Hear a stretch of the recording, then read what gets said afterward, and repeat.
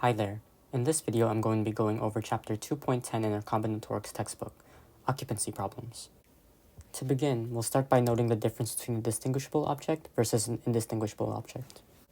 From our good friend Google Dictionary, we define distinguishable object as clear enough to be recognized or identified as different or discernible, and for indistinguishable objects as not able to be identified as different or distinct. Fairly straightforward definitions. In case it's unclear, imagine we have two balls, one red and one blue. We see these two balls are distinguishable because red is evidently not the same as blue, and blue is definitely not the same as red. However, imagine we were to have two white balls. No longer can we see a difference between these two balls. Hence, they are indistinguishable. Now we'll discuss the concept of a Stirling number of the second kind, which is a concept we will find useful in solving occupancy problems. We define a Stirling number of the second kind as the function Snk equal to 1 over k factorial times the sum from I equals 0 to k of negative 1 to the power of I times k choose I times k minus I to the power of n. This function counts the number of ways to distribute n distinguishable balls into k indistinguishable cells with no empty cells. Note our use of the word distinguishable and indistinguishable, unfortunately foreshadowing our use of this large formula. There are 8 kinds of occupancy problems, and luckily our textbook provides a nice table for us to help us recognize and solve these kinds of problems. Observe Table 2.9 on page 54 of our textbook. We have 4 cases of problems, each with 2 subcases A and B within them. Let's look at case 1, in which we have distinguishable balls and distinguishable cells to place the balls.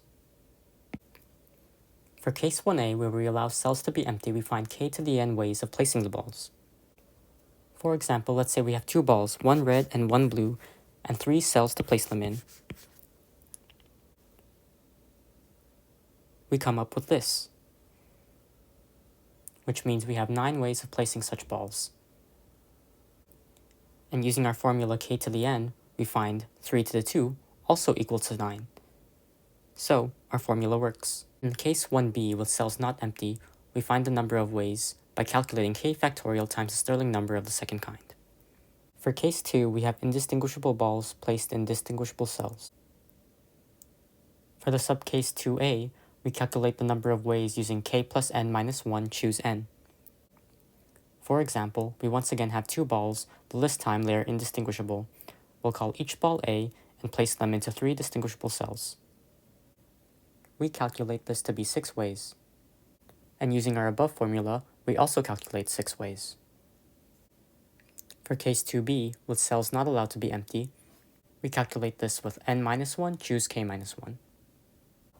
Following, we have case 3 with distinguishable balls and indistinguishable cells.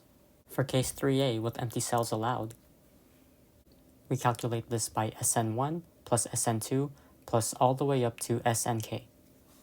For case 3b with empty cells not allowed, we calculate this with Snk. And recall our definition of the Stirling number of the second kind.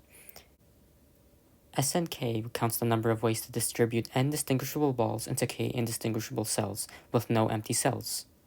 And case 3b has distinguishable balls placed into indistinguishable cells with no empty cells. So it makes sense for us to count this with the Stirling number of the second kind.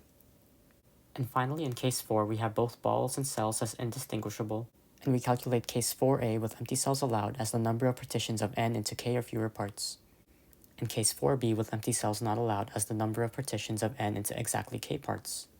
Hopefully you understand occupancy problems a little better now. Thanks for listening.